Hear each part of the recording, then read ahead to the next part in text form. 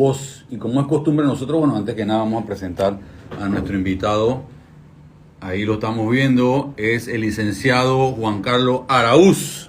Juan Carlos Araúz es el presidente, el señor presidente del Colegio Nacional de Abogados. Es la voz de los abogados en el país. Y ahora vamos a hablar un poquito más del tema. Y bueno, como es costumbre... El que alza la voz de los abogados. El que alza la voz de los abogados. Y como es costumbre, bueno, ahí está Néstor Ríos, nuestro compañero. Sol, lastimosamente no va a poder acompañarnos hoy, me manifestó. Y como es de costumbre de nosotros manifestar la estadística hasta ayer del día viernes del COVID, pues es importante que conozcamos cómo va el tema de la pandemia para que entendamos que tenemos que seguir manteniendo las medidas de bioseguridad vigentes hasta que el Ministerio de Salud pueda definir ya, que creo que ya estamos venciendo. Por ahí estoy viendo la propaganda de que estamos lográndolo, que es un mensaje de positivo, un mensaje muy positivo para la sociedad y para el país y para el mundo, que ya estamos logrando controlarlo, no digamos erradicarlo, digamos controlar el virus en el mundo y en Panamá. Y bueno, Néstor, léete la estadística para ver qué fue lo que pasó hasta el día de ayer. Bueno, hasta el día de ayer tenemos el universo general, tenemos pruebas realizadas 5.582.962, pruebas nuevas realizadas en esta semana 6.008, pruebas negativas 4.820.189, casos activos 3.065, casos confirmados 759.224, casos nuevos 301, vaya, recuperados 748.028, un total lastimosamente fallecidos 8.131 y 3 defunciones en las últimas 24 horas. 3 defunciones. Seguimos minimizando las defunciones en el país, pero aún persisten. Esto quiere decir que no hemos logrado nada. Todavía ayer perdimos a 3 tíos de alguien, abuelos de alguien, papá de alguien, de algún panameño, algún panameño que perdimos. Así que definitivamente aún persiste la lucha y tenemos que seguir manteniendo las medidas de seguridad. Ustedes saben que este es nuestro mensaje siempre. Y bueno, vamos a leer algunas noticias importantes de la semana.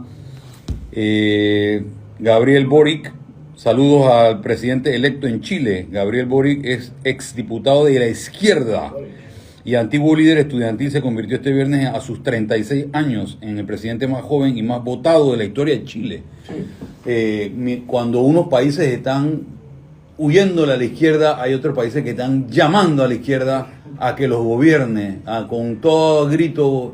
Y este es el ejemplo de este joven, 36 años, Néstor, bien joven, licenciado, un pelado muy joven, pelado porque todavía 36 años, pues es joven. Sí, es un pelado, 35 años. Es de la izquierda y pues fue el líder estudiantil en Chile. Yo creo que estuvo en el movimiento ese, o creo que liderizó uno de los movimientos esos que los estudiantes estaban reclamando por la educación gratuita en Chile. Y pues bueno, se fortaleció y ahí hoy es el presidente de la República de Chile. Así que éxitos, indistintamente de las críticas que pueden tener la izquierda o las derechas, indistintamente de pues las opiniones encontradas que puede existir. Esperemos que haga un buen gobierno por los chilenos, ¿no? Y claro, que tengan éxitos ellos allá. Bueno, para algunas personas con quien yo he conversado, por ejemplo, de la Organización Panamericana, para ellos lo que existe actualmente son autócratas y demócratas. Y es lo que se está demostrando, por ejemplo, en guerra. Entonces habría que ver qué es lo que está sucediendo y cómo se van a comportar, por ejemplo, el gobierno de Chile en este momento. Vamos a ver, todo queda en esperanza. Creo que se mantiene como la primera economía de Latinoamérica, ¿no? Sí. Creo que se mantiene. No sé los últimos meses o semanas cómo está, pero creo que se mantiene y habría que ver entonces si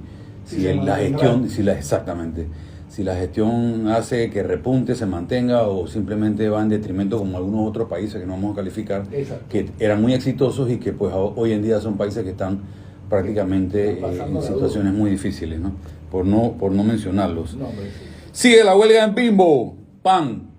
Estamos medio apretados con el pan. Huelga en Bimbo y esperemos que lleguen a una...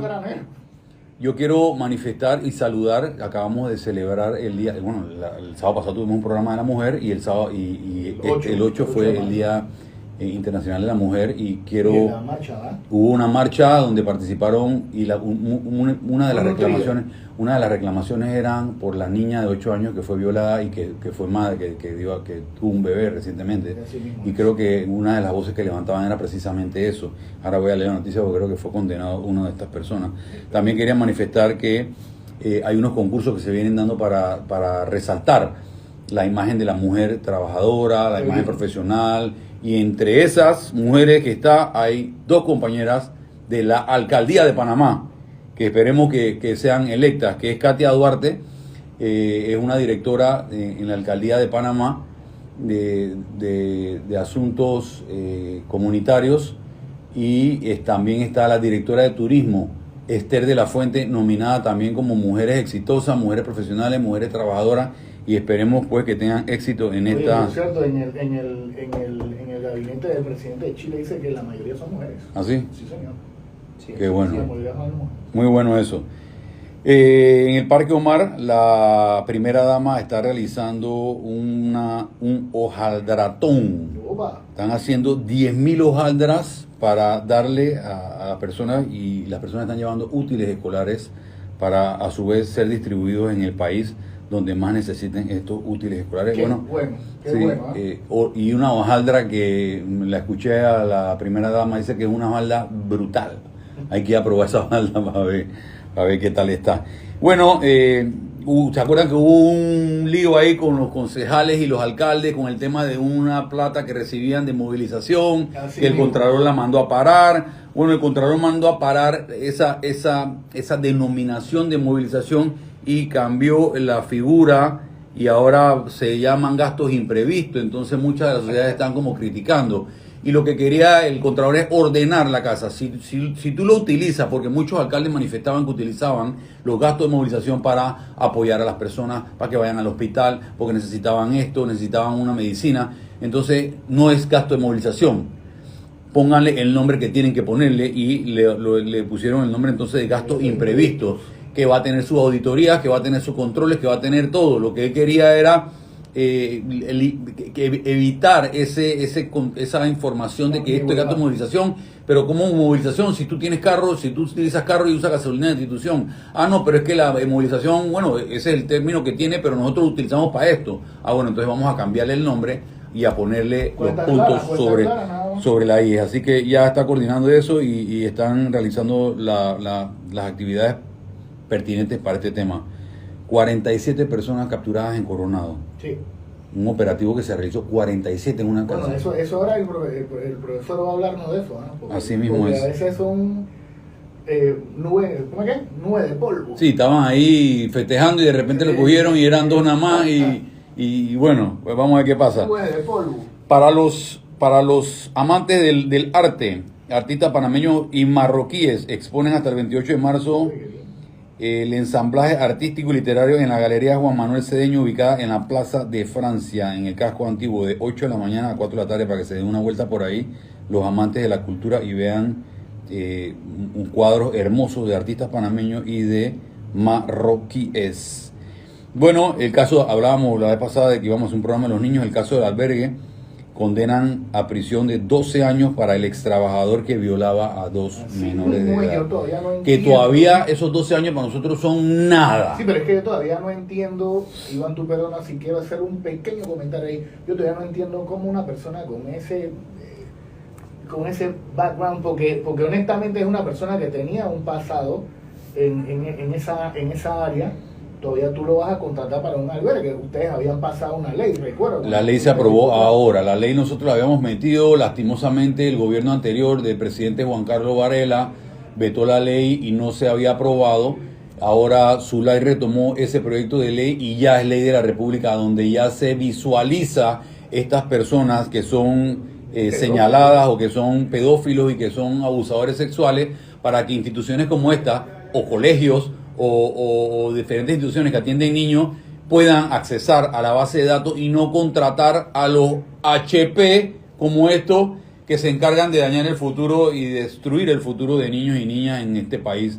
Lo que sí me parece irrisorio es 12 años. Violas a 2 niñas, te la pasas violando a 2 niñas y solamente 12 años. Ya tenía un pasado, ¿no? Yo tenía un Yo, pasado. yo creo que estas son las cosas que hay que revisar nuevamente a los honorables diputados. En el quinquenio pasado logramos el aumento de las penas violadores de niños y niñas, pero se persiste en la cifra. Ahí No sé, yo sí hay quiero que... hacer un pequeño comentario también. O sea, yo he escuchado inclusive algunos diputados, no vamos a mencionar nombres porque esto no es una situación de una tribuna, sino algunos diputados que de repente justifican de que una persona necesita una segunda oportunidad, lo que te dé la gana. Nadie le está coartando la segunda oportunidad a nadie. Yo creo Pero que si una persona con ese perfil no puede entrar ni a las escuelas ni a no sé qué, porque eso es una ya se comprobó que es una enfermedad. Esas personas, si necesitan una segunda oportunidad, que sea en la construcción. Sí, exacto, en la olla, por allá. En la construcción, y ahí si se ponen de liso le van a entrar a palas. Así mismo. Así que ahí es donde tiene que tener la segunda oportunidad. Y a pico, Sí, ahí es donde lo van a justiciar.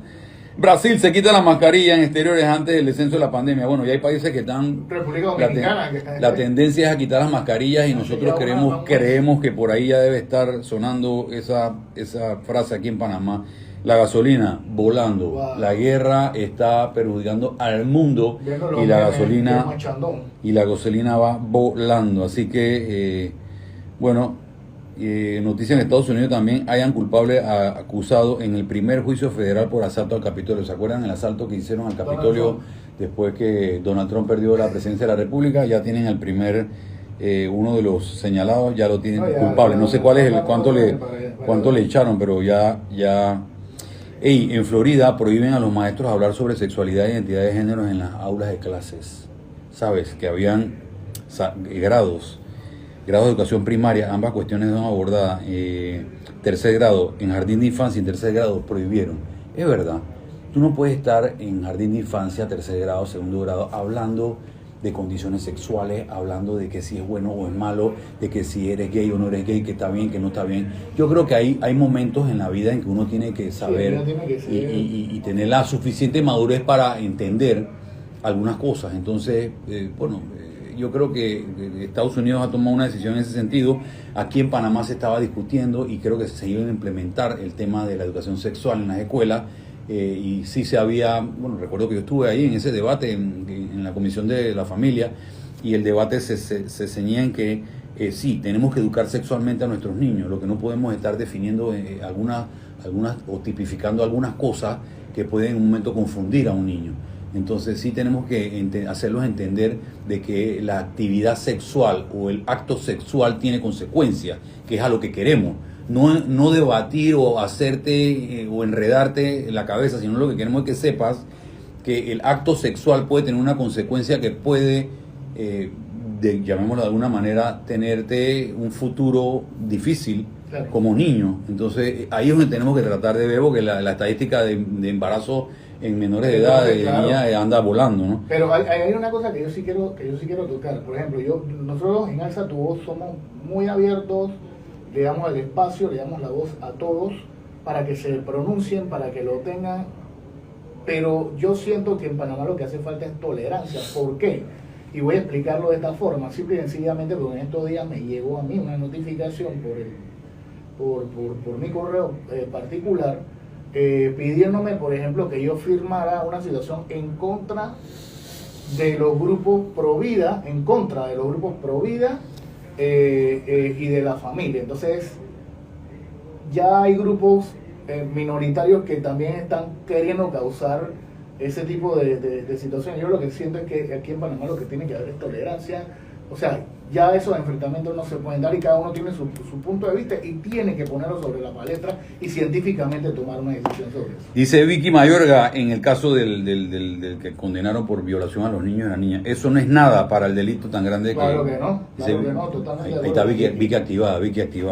Saluda Vicky, Bueno, va a haber un nuevo instituto, están promoviendo el nuevo instituto oncológico, costará $434.8 millones, un nuevo instituto oncológico para la atención del cáncer al lado del hospital de la ciudad hospitalaria. Allá han identificado un espacio y van a proceder con la construcción de este hospital tan necesario para poder atender a los pacientes de cáncer. Roger Vares, presidente de la Asociación de Pacientes y Familiares, dijo, saludos a Roger, dijo que la construcción del nuevo ION es una lucha que viene desde hace 4 gobiernos y ninguno lo concreta. Este hospital debe venir con todo lo necesario para la atención a los pacientes, de lo contrario sería mucho dinero en una obra, concluyó. Es importante, ahí tienen un medio hospital que tienen las condiciones paupérrimas, que no tienen la capacidad, que tienen que estar haciendo citas los pacientes con cáncer, que a veces no hay, bueno, un desastre, que creo que si tenemos un hospital ya podemos tener supuestamente serán las proyecciones de la ciudad hospitalaria, pero bueno. Así mismo es.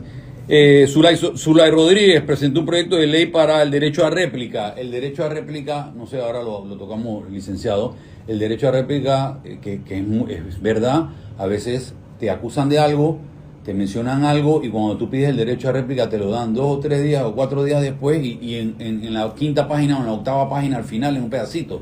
Entonces no tiene la misma preponderancia para el medio de comunicación lo que se dice y la réplica que la persona pueda decir. Entonces creo que por ahí va el proyecto de ley de Zulay y no sé, ustedes saben que siempre que hay un proyecto de ley que va en dirección de los medios de comunicación dicen que este proyecto de ley va en contra de la libre expresión y por ahí se van, ¿no? Entonces yo creo que es sensato que se sienten a discutir. Vamos a discutirlo. Claro, si ustedes creen o si todos los miembros que están participando en la discusión creen que va en contra de la libertad de expresión, pues que entonces se tomen medidas en el asunto. Pero si creen que existe el derecho a la persona que es afectada, que se siente afectada, a tener un derecho de réplica con el mismo contenido que la noticia y el mismo espacio y la misma... Porque si te lo ponen en primera plana, el derecho a réplica debería ir en primera plana, pero no, te lo ponen por otro lado y queda la sensación de que bueno, ahora vamos a hablar de ese tema, de que la persona es culpable y mediáticamente condenada. Hay un comentario que quiero hacer porque hace poco estábamos viendo un programa de televisión que se da normalmente en Panamá, donde dos estos reporteros estaban conversando y estaban diciendo que sí, ellos sí dan el derecho a réplica. Lo que sucede es que la persona cuando lo acepta no acepta ser entrevistada, sino que quiere decir lo que quiere decir. Pero si cuando lo atacaron tampoco entrevistaron a otra persona, sino más que dijo lo que tenía que decir. Entonces yo siento que tienen que darle al panameño, al pueblo en general, pues la información completa para que uno se haga un criterio, así como lo que está pasando en Rusia y Ucrania y todo lo demás. Entonces tienen que dar toda la información para que uno se haga un criterio. Así mismo es. Cubanos protestan frente a la Embajada de Panamá en La Habana por exigencia de visas de tránsito. Se nos prendió el rancho allá en Cuba por las visas. Dice Ricardo Lombana, solo me queda decir que lo que revela el reportaje de la prensa sobre Robinson y Bagatrac no me sorprende en lo absoluto, como tampoco el silencio sepulcral de las autoridades llamadas a investigar el caso. Justicia, ahora hablemos de la justicia. Felicidades a RM, está de cumpleaños RM, ¿no? Así mismo es ayer. Fiestas patronales de RM. Saludos a Ricardo Martinelli en sus 58 años. ¿Cuánto están cumpliendo? 64. Saludos a RM y saludos a Blandoncito. Blandoncito levanta la corona. Dice que fue por el 70 y pico por ciento. Sí. Saludos a Blandón del panameñismo. Ganó la elección y se consolida como el presidente del partido panameñista. Así que, bueno, adelante con los panameñistas también. A ver, Expocomer va a tener una connotación diferente en estos momentos. Van a ser el Expologística, el Expocomer y el Expoturismo juntos a la vez, del 23 al 26 de marzo. Así que eso va a ser en el nuevo centro de convenciones en Amador. Excelente. Así que para conocerlo. Es bueno para que las personas vayan y conozcan el centro de convenciones. Y bueno, ahora van a tener... Pero ese patrocinado porque en CAE, por lo estaba viendo. Van a tener bien importante, 3 actividades en una que va a tener una connotación nacional e internacional importante. Por la situación, el tribunal ordena admitir la demanda civil que Ricardo Martinelli presentó contra Kenia Porcel. Y ahora hablamos de ese tema. Y antes de darle la palabra a nuestro querido invitado, el licenciado... ¿Tú eres familia de Fulvio Araúz? No. El licenciado Araúz. Quiero hablar un poquito del caso Fábrega. Fábrega. Profesor. No, bueno, sí, yo tendría un vínculo con la provincia de Chiriquí, pero mi familia sería de Antón realmente. Qué bien. Y ahora le quiero preguntar el tema del caso Fábrega, licenciado, cómo lo está viendo el Colegio de Abogados, si esto está permitiendo el relajo ese de que ahora vamos a presentar para recoger firmas, para sacar al representante, para sacar al presidente, para sacar, si sí, sé que es una ley, sé que es una posibilidad que tienen los electores de poder remover en caso tal haya el asidero para poder, o que la persona está cometiendo algún tipo de ilícito, pero me consta que el alcalde José Luis Fábrega estamos desarrollando actividades, estamos de la manera más transparente. Las directrices del alcalde son específicas en todos los temas. Por ahí hay unas acusaciones de que el alcalde, unas cosas que yo pienso que son un poquito absurdas, de que el alcalde en su plan de trabajo prometió de que iba a patrocinar maratones. Estamos patrocinando 4 maratones, no una sola maratón. Estamos patrocinando actividades deportivas de todo tipo de magnitud, de todo, de que no estamos educando. Casualmente, la Dirección de Cultura está haciendo una serie de actividades educativas. Tenemos parvularios donde estamos educando niños. Acabamos de crear un departamento de educación para los microempresarios, para los boneros y para los emprendedores, para poder ayudarlos, educarlos, darles las oportunidades. Bueno, yo creo que a veces, no sé si, pero bueno, yo lo que sí quería era manifestar de que nosotros estamos, y el alcalde lo ha manifestado públicamente, que no tiene ningún problema, que procedan con el proyecto que tienen que seguir. Nosotros vamos a seguir trabajando en la alcaldía y haciendo cumplir con la responsabilidad que nos delegó el electorado para seguir trabajando, ¿no? Pero sí quería, ahora lo tocamos, licenciado, a ver si, según los abogados, pues, esta opinión puede crear algún tipo de resquemor. Sí, el alcalde se defendió que él no ha cometido ningún tipo de violación a la ley y siempre hemos actuado de manera transparente, ¿no? Nosotros, pues, él siempre anda con estas reuniones públicas para que la gente vaya y opine, que a veces estas reuniones públicas no son determinantes o no tiene un carácter jurídico dentro de la decisión, pero se consulta y se les dice, ¿no? Vamos a hacer esto. ¿Tú no estás de acuerdo? Bueno, nosotros creemos que hay otras personas que sí están de acuerdo. Y en fin, está ese debate con el alcalde José Luis Fábrega, que pues nosotros vamos a seguir respaldando y haciendo los trabajos necesarios, y que la población, al final, como hemos conversado en algunas ocasiones con el alcalde, el trabajo mata lengua. Nosotros seguiremos haciendo trabajo. Lastimosamente, tuvimos 2 años de pandemia, que fue un proceso que al alcalde se les había ordenado no gastar recursos en nada que no fuese, o dejar los recursos, me imagino que era porque el Ministerio de Salud quería tener el control de cualquier tipo de gastos, claro. Y por si pasaba algo peor, tener los recursos necesarios para poder actuar. Entonces la orden fue de que no se podía invertir en nada hasta enero, que ya empezamos a hacer las inversiones necesarias. Ahí está cementerios de UTIB, unos comedores que ya vienen, que vamos a estar construyendo, que es parte de nuestra dirección, y diferentes actividades que estamos impulsando y patrocinando de mi pueblito. ¿El proyecto de Río Abajo? Sí, estamos, exacto, el proyecto de Río Abajo del club la vereda gastronómica frontillana, que se va a estar, bueno, hay 50 y pico proyectos que este año van a estar realizándose. El año pasado no pudimos, estábamos maniatados por orden gubernamental de que no se pudiese. Entonces creo que eso hay que evaluarlo y pues en su momento se definirá y verán todos los proyectos que vamos a estar desarrollando. Oye, dos saludos, Iván, antes de... El primero es para Diego Victoria con su guante de acero, el número 18, ¿ah? Eso va a ser el 19 en el pescadito de los Andes Mall by Blas Pérez, desde las 7 de la noche, para que asistan. El número 18 va a estar espectacular. Y posteriormente a eso también mandar un saludo especial al team del Guayabo Silvestrus. ¿Qué es eso? Bueno, el team del Guayabo Silvestrus es un grupo de amigos que formaron un team del Guayabo Silvestrus y van y celebran allá en los Goofy asados. Tremenda, es una situación tremenda, de tipo particular. Tremenda descripción. Saludos a Raúl Carrington, que se le estaba dando la bienvenida el día de ayer, que venía de Estados Unidos. Muy bien. Y bueno, dejemos un poco las noticias y queremos tocar tierra en Panamá. Licenciado Araúz, usted es presidente del Colegio Nacional de Abogados, la voz de los abogados. ¿Qué hace el Colegio de Abogados primero para poder? Usted es reelecto como presidente. ¿Qué es el Colegio de Abogados? Primero que no, para que la gente entienda, porque el Colegio de Abogados cada vez que hay elecciones hay una efervescencia, ¿no? En la ciudad, en el país, de que los abogados, las nóminas, ¿quién son? Vamos con ellos. Es una elección prácticamente nacional que se da, ¿no? En efecto. Bueno, el papel del colegio tiene dos épocas. Desde 1903, que se constituyó la República, la abogacía ha sido una profesión que ha estado regulada en nuestro país y se ha permitido su ejercicio a través de profesionales. Por eso, desde principios de la República, 1929, el Colegio de Abogados se constituyó como la organización que aglutinaba a esos profesionales que ejercemos un rol definido en la Constitución, que es defender garantías, defender derechos. Entonces, ese ánimo de perfeccionamiento colectivo, desde inicio de la República existe esta organización.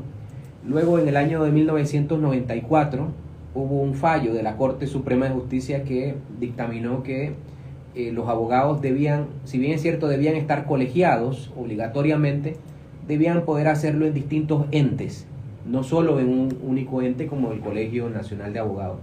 Y desde esa época entonces el colegio se mantiene con el mismo rol, solamente que con la voluntariedad de los abogados que desean pertenecer. Entonces es una organización dedicada a perfeccionamiento, seguimiento, una mirada interna a la profesión, pero también cumplimos un rol de fiscalización del Estado de Derecho, a través del conocimiento cómo la abogacía ayuda a que las instituciones cumplan un rol más efectivo, y a grandes rasgos, digamos, ese es el papel de la abogacía. Por eso el colegio siempre está inserto con sus opiniones, con sus consejos en materia de la vida nacional, procurando obviamente hacerlo desde el rol del conocimiento y no desde el rol activo de quien toma decisiones, porque claro, ese rol le compete a otros. Sin embargo, el papel es de contribuir a un fortalecimiento de cómo las instituciones deben ejercer su rol más apegado al Estado de Derecho. Usted como presidente siente que la gestión, la información, las opiniones, los consejos que ustedes dan, porque ustedes son un grupo de abogados colegiados, las opiniones que ustedes dan, le paran bola, les hacen caso, lo escuchan, las toman en cuenta? Se ríe la boca. Muy como romántico a esa vez. Bien, el problema en nuestro país es que lo político siempre ha estado por encima de lo jurídico, y el que quiere atender y quiere escuchar, escuchará. Por eso no es sorpresivo que el colegio comparezca en un momento a demandar un acto puntual en la Corte. Cuando ya uno llega al momento de presentar una demanda, obviamente es porque nadie escucha. Okay. Entonces hay situaciones en las que sí se nos consulta, se nos implica y tenemos representantes en distintos escenarios, y en otras en las que esas opiniones se convierten en intrascendentes o incómodas. Es decir, las autoridades políticas no siempre quieren escuchar el consejo de lo correcto, sino que es el plan de ejecución de una autoridad política, y muchas veces tiene distintas aristas. Entonces el problema está no en que lo tomen en cuenta, sino que la sociedad necesita voces disidentes en todo momento, claro, para poder balancear, y ese es el papel que el colegio le corresponde muchas veces, ser disidente. En la asamblea, ustedes participan en las asambleas, las discusiones de proyectos de ley. En algunos proyectos también hay que... ¿Los convocan? ¿O ustedes? Sí, no, habitualmente se nos convocan en todo, pero hay que comprender lo siguiente: nosotros somos un ente privado, o sea, nosotros no somos un ente público. Dedicarnos solamente a participar en todas las reuniones, en todos los temas que existan en el ambiente nacional es imposible. Claro. Y personalmente yo físicamente puedo aportar cuando tengo la oportunidad, pero las 24 horas del día yo no me puedo dedicar a suplir el rol ni de un diputado, ni de un ministro, ni de claro, una persona que tiene roles que cumplir. Entonces hay institucionalmente quienes tienen que ejercer esos roles. Ustedes no reciben monumentos nada por estar ahí, ¿no? Nada. Por eso es que tienen que seguir trabajando y tienen que seguir litigando para poder vivir. En su momento hay que establecer prioridades, qué temas sí podemos implicarnos y cuáles no, porque obviamente esto requiere participación en equipo, y nosotros lo hacemos con todo agrado, y ese es el papel del colegio, pero no es de extrañarse que usted no pueda exigir que el colegio esté 24 horas, pero cuando haya la oportunidad, 2 meses después, 3 meses después, y nosotros leamos o advirtamos algo, lo haremos en el momento en el que llegue a nuestro entendimiento. Son tantos temas en la vida institucional que pasan por más de 40 comisiones de trabajo que nosotros tenemos en el colegio. 40. Y todas liderizadas por un abogado o abogada. O abogada, exactamente. Claro. Y eso implica especialidades. Un tema de derecho agrario, un tema de derecho electoral, un tema de inmobiliario, penal, civil, comercial.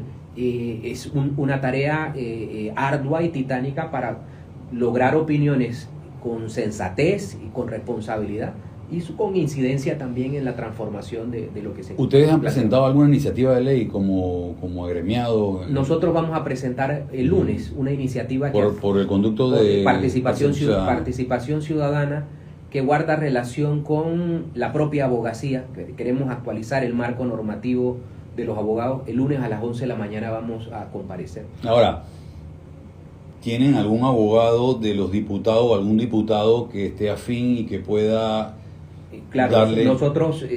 porque a veces llegan por ahí y ahí... Y murió allí. Nosotros, en efecto, o sea, al presentar la iniciativa, porque muchas veces lo que no se quiere es que la iniciativa adopte la identidad de un diputado para que las fuerzas internas de la Asamblea tampoco lleguen a disminuir. Porque de este partido nosotros no lo vamos a apoyar. Entonces, me pasó muchas. Entonces lo que queremos en un primer inicio es presentarla como un acto interno y luego obviamente pedir apoyo a todos, porque nosotros ni tenemos enemigos políticos ni participamos en el juego de la fuerza política. Claro. Si tenemos que conversar con los colegas abogados de PRD, Panameñita, Cambio Democrático, RM, Molirena, hablaremos con todos, claro, porque la abogacía es nuestro hilo conductor y nosotros somos un ente que aglutina a todos, y por eso también las posiciones del colegio tienen que ser posiciones equilibradas, porque nosotros somos una caja de resonancia de todo lo que acontece en la vida del país, y en ese sentido obviamente nosotros aspiramos a que con ese sentido de objetividad se vean las intervenciones que realiza el colegio. Es decir, nosotros no nos antojamos hoy día de simplemente arremeter contra alguien porque no nos gustaba el color de su partido, sino que son opiniones que desde la responsabilidad del conocimiento hay que ejercerla, y así yo espero que todo el mundo la esté entendiendo. Una pregunta, señor presidente. Cuando, por ejemplo, si en la Asamblea existe algún diputado que quiera promulgar una ley y necesita un buen asesor, pudiera contar con el colegio de abogados para entonces desde ahí poder crear algo que fuera consono con todo, tomando en cuenta, por ejemplo, la perspectiva del abogado como tal, o de la perspectiva del gremio como tal, para poder presentar la ley. Hago la pregunta por lo siguiente: nosotros en este país, ya lastimosamente, de repente yo soy un poco idealista, pero ya en este país, obviamente, por las necesidades normales, básicas del ser humano, o sea, tú necesitas producir para poder vivir.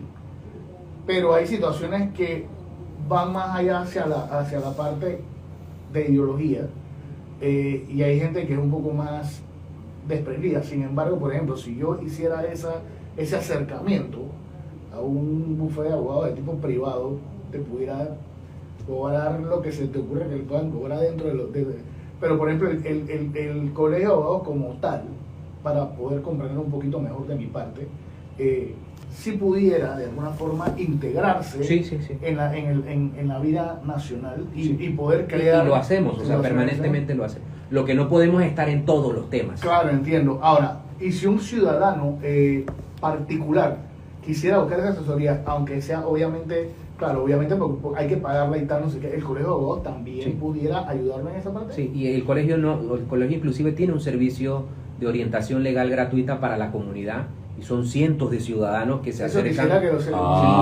y nosotros de alguna manera atendemos y orientamos a la población que va y acude al colegio.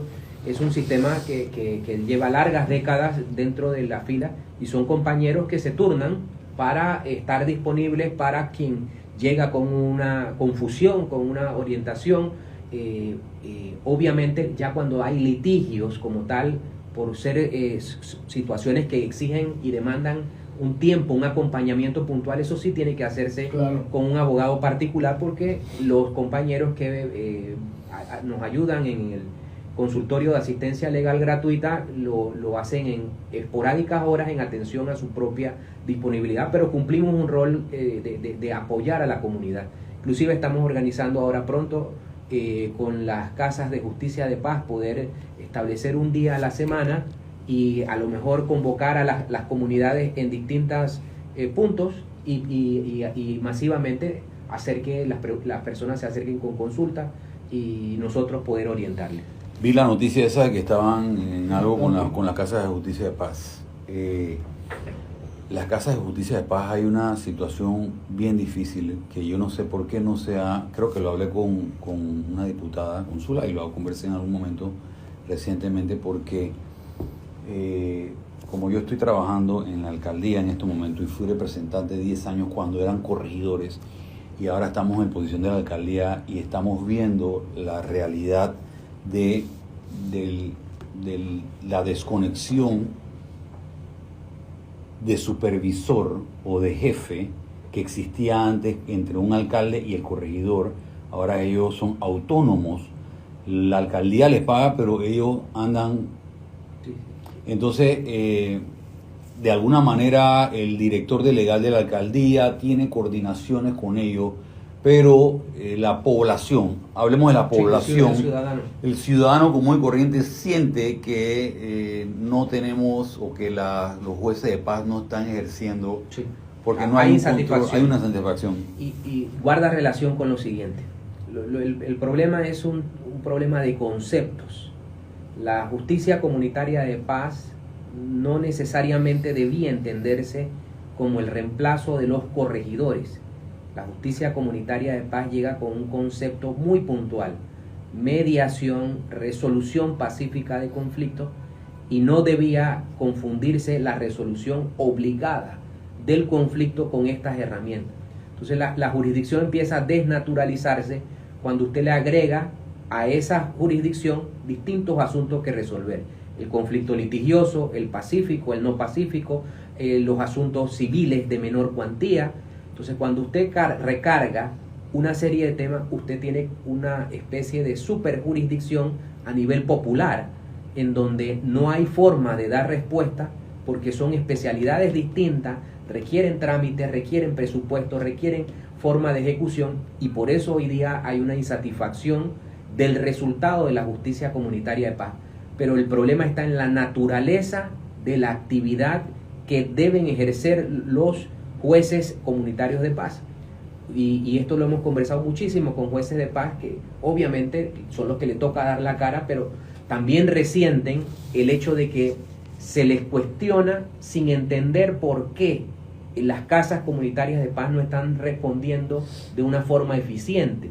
Y el primer punto de partida es que nunca se debió eliminar el corregidor, porque el corregidor tenía una función de sancionar coercitivamente lo que la mediación no podía lograr. Entonces, excelente. Cuando usted tiene ese hecho concreto, usted sabe que aquí falta una herramienta coercitiva, que es la que muchos habrán circuitos o de áreas geográficas que son propensas al diálogo, pero nosotros también tenemos áreas en las que el diálogo no interesa. No, y ya viene de agotar el diálogo. Entonces, muchas veces cuando tú te trasladas con un problema de vecinal, cuando tú vas para allá es porque ya te dije, te hablé, te pegué, te tiré, no sé, entonces ya el diálogo no vale. Ahí viene entonces la pregunta es: ¿la justicia comunitaria de paz está diseñada para resolver un tipo de conflicto? Por eso, para otros tipos de conflictos usted va a encontrar insuficiencia.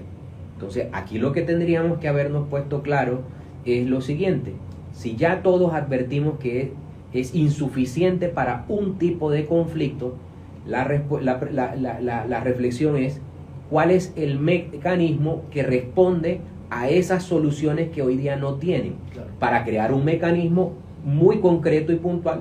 Por ejemplo, que los alcaldes tengan el control de ese tipo de funciones y la otra se mantenga apartada.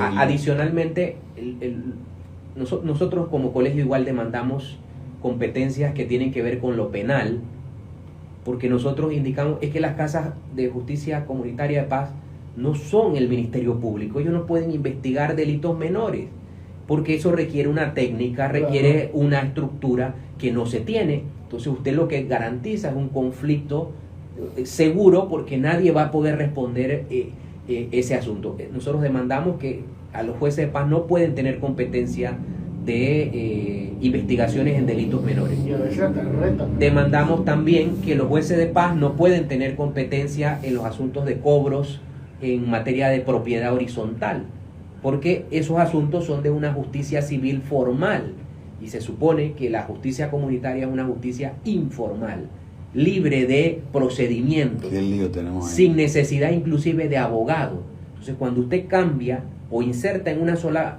caja ritualidades, ausencia de formalidades, usted tiene algo incompatible. Claro. O es informal o es ritual.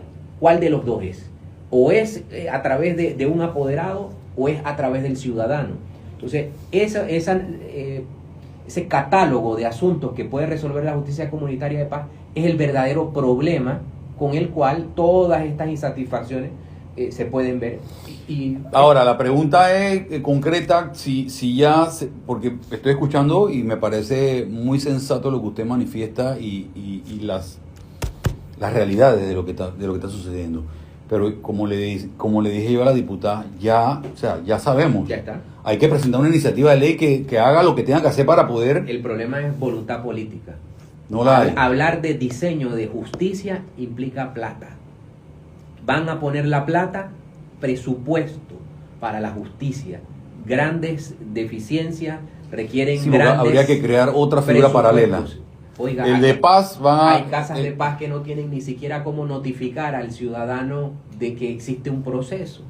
No hay cómo movilizarse. A lo largo y ancho del país hay una crisis en torno a que los recursos dependen de las alcaldías. Pero es que, licenciado, es que inclusive, por eso hace 2 minutos le dije que han habido casos que hasta retan el sistema. Claro, pero la respuesta debe ser institucional. A su concepto, el sistema fue creado, no debió haberse creado todavía. No, yo confío en que sí debía crearse. El problema es que nosotros creamos y tiramos a la nada. Resuelvan. Entonces, cuando usted no tiene un coordinador, alguien que articule todo lo que tiene que ver justicia, inclusive desde la más sencilla, que es esta, la comunitaria, hasta la última. A nosotros nos falta una coherencia en materia de justicia total que en otros países se ha resuelto a través de desde el Ejecutivo, una figura de un ministro encargado de justicia, que es el que puede recibir el reproche ciudadano, el grito del ciudadano que no se le resolvió, el que no hubo respuesta a tiempo, porque allí es donde se articulan políticas públicas. Claro. Entonces nosotros no tenemos articulación de políticas públicas. ¿Y el Ministerio de Gobierno? No tiene esas competencias porque fue cercenado. Antes se llamaba Ministerio de Gobierno y Justicia. Murió Justicia. Pero no será simplemente incluirle este tipo de actividades para que pueda... En el grado de porque ahí está el ministerio en el grado de deterioro, en el grado de deterioro de la institucionalidad en materia de justicia, esto tiene que comenzar de cero. Y un análisis estructural de todo. Hay temas en materia de justicia que todo tiene que ver con la articulación. Voy a dar un ejemplo claro. Odebrecht incumplió la multa, no pagó, todo el mundo lo ve, todo el mundo sabe, y no hay manera en que se tome una decisión política. Y siguen licitando. Y se tiene que articular una decisión política de ejecutar esa deuda. Eso tiene que salir desde el Ejecutivo y decir, oiga, esto se va a hacer de esta otra manera. Sin embargo, falta que los asuntos de justicia se puedan articular como una necesidad política. Y eso lo hemos reprochado permanentemente. Cuando usted tiene operadores de justicia, usted debe saber que el operador de justicia no es político y no puede asumir un rol político. El operador de justicia es técnico. Entonces, usted cuando sabe que falta un eslabón que una ejecutivo, judicial y legislativo para satisfacer carencias, ahí usted encuentra porque nosotros tenemos más de 15 años estancados en reproches en materia de justicia. Hay un pacto de Estado por la justicia desde el año 2005. Bien, gracias. Hombre, los pactos son para ser transitorios. Dice, ahora que usted toca eso, licenciado, el quinquenio pasado, precisamente por la falta de políticas judiciales, fue señalado como un quinquenio en la cual el Ejecutivo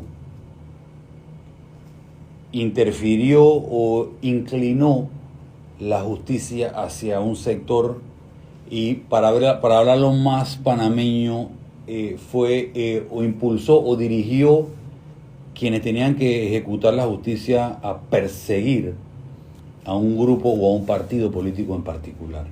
Y dedicó muchos de sus recursos a esa misión que el Ejecutivo estaba diseñando, en la cual, palabras más, palabras menos, se enquistaron figuras a favor como fiscales, se instituyeron procesos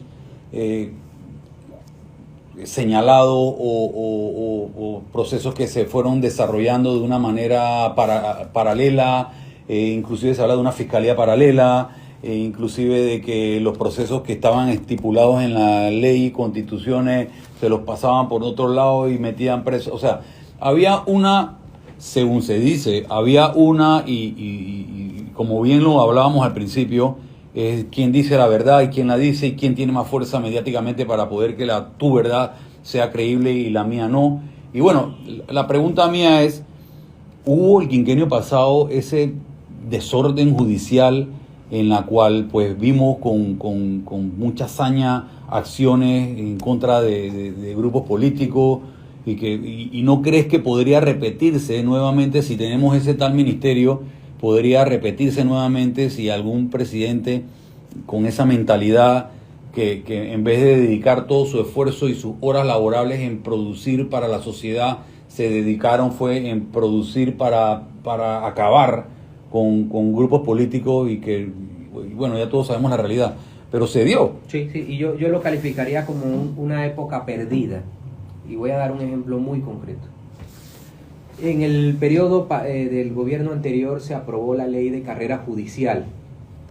La ley de carrera judicial del año 2015 pretende ser el instrumento con el cual la justicia pueda ser evaluada de forma objetiva, estructuras a lo interno, supervisión, fiscalización. Sin embargo, usted crea la ley, pero no le dota el presupuesto. Cuando usted sabe que en este momento quien más grita es el que implanta en la sociedad su calificación de la justicia, usted sabía que debía darle un contenido objetivo al funcionamiento de la justicia. Hablar de casos no es hablar de justicia. Hablar Exacto. De justicia es hablar de un sistema carente de muchas cosas, debilidades institucionales, debilidades en la ley, debilidades. Usted tenía también lo siguiente: hay dos sistemas judiciales operando en nuestro país en materia de justicia penal. El inquisitivo mixto, que fue reemplazado por el sistema penal acusatorio. Y usted nada más tiene que partir de la siguiente base: cuando un país cambia su modelo de juzgamiento, lo cambia porque no sirve, porque lesiona derechos y porque está causando un grave problema. ¿Con qué sentido todavía seguimos teniendo procesos bajo algo que todos sabemos reconocer que viola derechos? Nadie puede salvar lo que pasa en la justicia inquisitiva. Todo el mundo lo tiene que reconocer, pero eso requería políticas públicas, y la persecución del delito implica herramientas y también un atemperamiento de la sociedad, porque yo no puedo convertir a la sociedad en el censor de la justicia, porque muchas veces son situaciones técnicas complejas que no todo el mundo va a entender, pero en la medida que yo tenga un juez evaluado, un fiscal evaluado, permanente en su cargo, con asentamiento de que él no depende de la opinión de nadie, usted tiene entonces que la confianza de su decisión está en otros valores como conocimiento, trayectoria, etc. Y eso se perdió en ese momento. Hoy día esa ley de carrera judicial está siendo implementada, pero tardíamente. ya usted tiene un ambiente, Un problema. primero el desfase del tiempo y segundo, de que en este momento, mientras no hablemos de ese mapa completo de la justicia, nosotros estamos enfrentando la ilusión de resolver casos, mas nadie está comprometido en resolver la estructura de la justicia como un motor de desarrollo que garantice que las inversiones vengan a este país, que todos los ciudadanos confiemos en lo que esté pasando. Y ahí eso es estamos igual repitiendo la pérdida de tiempo que se generó en la administración pasada y son críticas objetivas. ¿Coincides en que esta no sé ni cómo calificarla, pero esta realidad de la justicia en Panamá afecta mucho a la inversión Claro, internacional? totalmente. O sea, en este país usted tiene que saber que todo litigio va a llegar a los tribunales de justicia. Y en la medida que usted tiene, le voy a dar un ejemplo, los conflictos entre Estado e inversionistas se conducen a través de la Sala Tercera de lo Contencioso Administrativa. El marco normativo de la ley que regula los conflictos Estado-administrados es del año 1946. Usted con eso ya sabe que eso no funciona. Claro. Hoy día... Funcionó en el 46, efectivamente. pero no en el Con las 2022. condiciones. Y un punto muy sencillo, hoy día ningún tribunal de justicia o ningún sistema de administración de justicia puede tener una única instancia. Es decir, yo tengo que tener derecho a una apelación.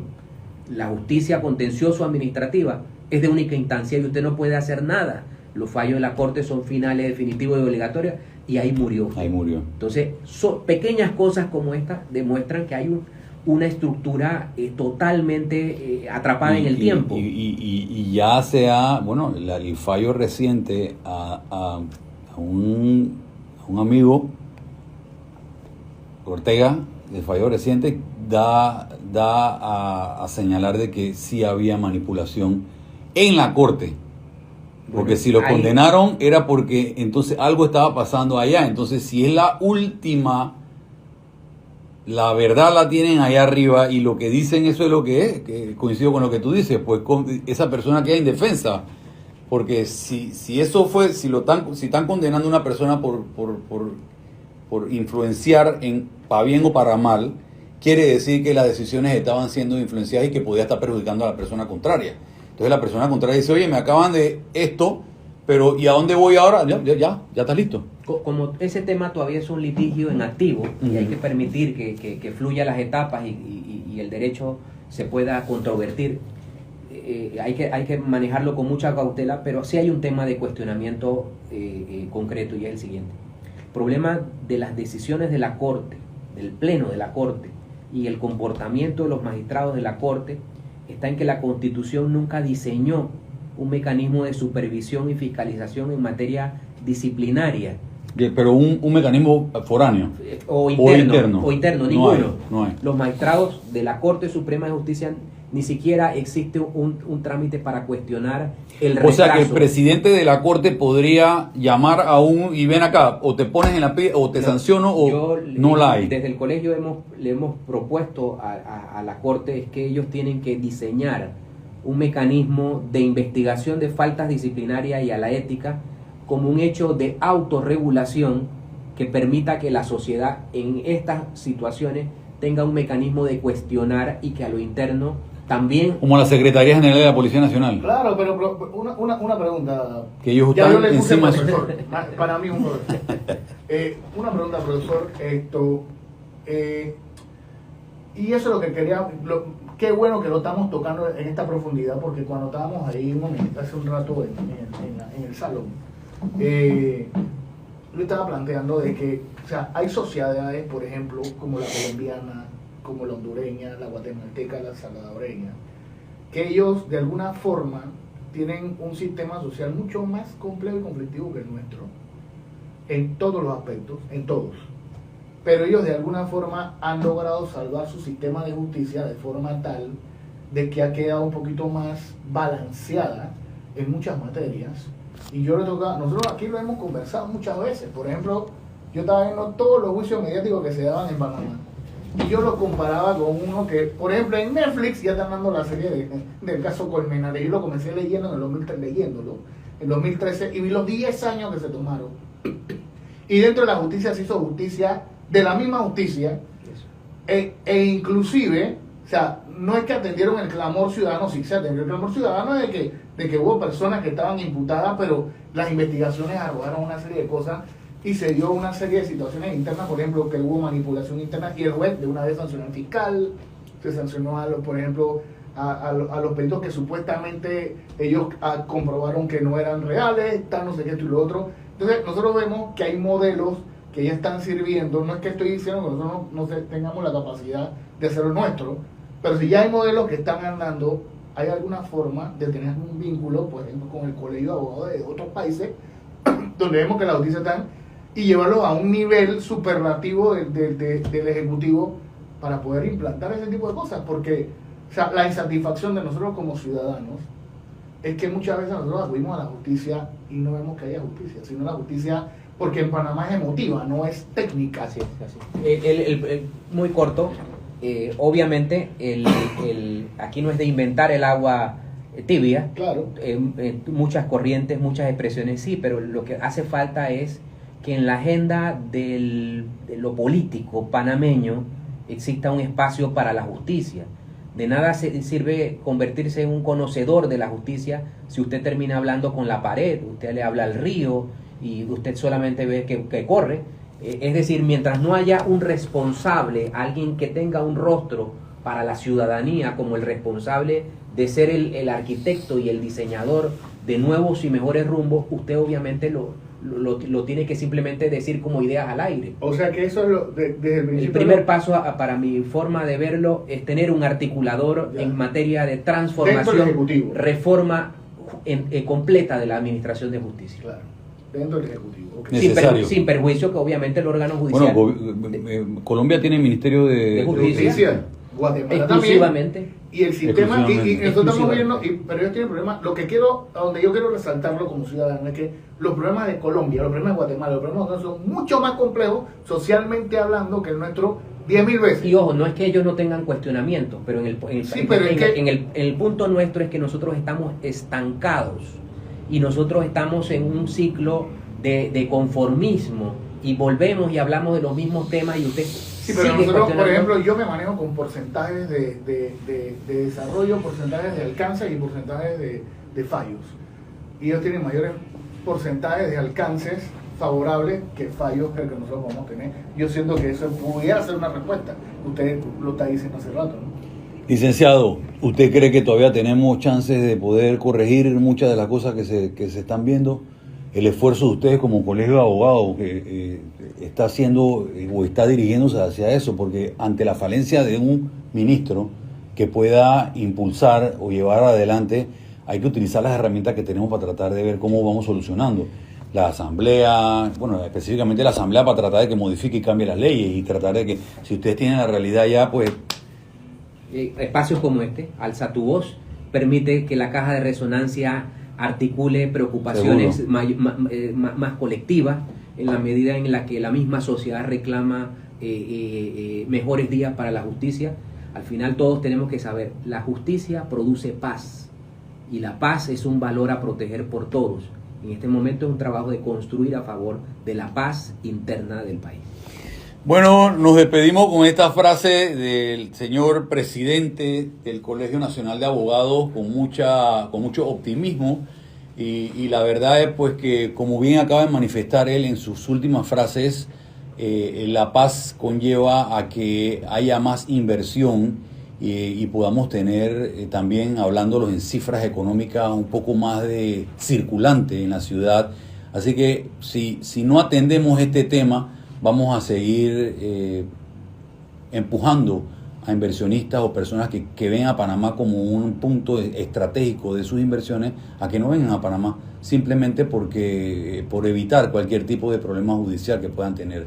Así es que es importante, gracias señor presidente por su participación. Estos micrófonos son suyos. Cada vez que ustedes tengan algún proyecto, cuando vayan a presentar el proyecto, después que lo presentan, si quieren vienen, hablamos de qué se trata el proyecto, si hay alguna iniciativa, si hay alguna opinión que tenga que dar, Viene cuando quiera, llama por teléfono. Estos micrófonos son del pueblo y de la gente y pues nos interesa escuchar todas las partes. Aquí sentamos a todos los partidos políticos, aquí sentamos a todos los problemas sociales que puedan existir y le damos la oportunidad. Defendemos con fuerza y con protagonismo a los niños y a las mujeres y vamos a seguir en ese camino. Así que un día seguro. Seguro que es un gran día. Gracias, señor presidente, y que ustedes. tenga feliz sábado y feliz fin de semana a todos ustedes. Gracias.